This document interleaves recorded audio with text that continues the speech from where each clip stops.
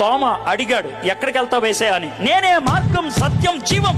ఆ ప్రశ్నకు జవాబిచ్చాడు. భారతదేశానికి వచ్చి ఆ ప్రశ్న అడుగుతున్న భారతీయులకు జవాబిచ్చాడు. అశ్వతోమ సద్గమయ, అయోమయంలో ఉన్నాను, సత్యం ఎక్కడ?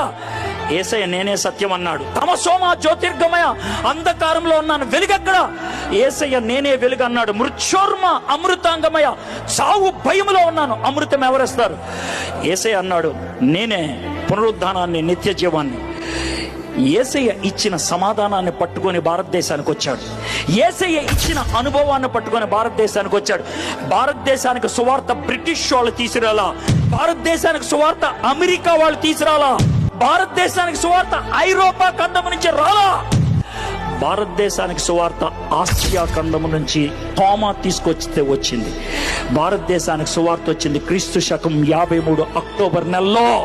దిస్ ఇస్ ప్యూర్లీ ఈస్టర్న్, ఈశాన్యంలో పుట్టింది. ఇది పాశ్చాత్యంలో పుట్టింది కాదు. అమెరికా అప్పుడు లేదా, అమెరికా లేదు, అమెరికా లేదు. అమెరికాని కనుక్కుంది 14వ-15వ శతాబ్దంలో. భారతదేశానికి సువార్త వచ్చింది మొదటి శతాబ్దంలో. మధ్యలో 1400 సంవత్సరాల గ్యాప్ ఉంది.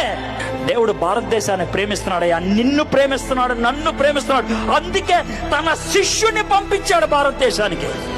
మై ఫ్రెండ్స్, ఖచ్చితంగా చెప్తాను, దేవుడికి తెలుసు భారతదేశం ఒక రోజుకి ప్రపంచంలో నంబర్ 1 దేశం అవుతుందని జనాభాకి.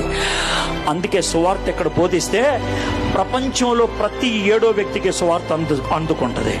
నేను సువార్త అందించేది డబ్బుల కోసం కాదు, సువార్త అందించేది పేరు కోసం కాదు, సువార్త అందించేది నీ మతం మార్చడానికి కాదు, సువార్త అందించేది నీ బతుకు మారటానికి. That's all. నీకున్న భయం పోగొట్టడానికి, అంతకు మించి ఇంకేం లేదు.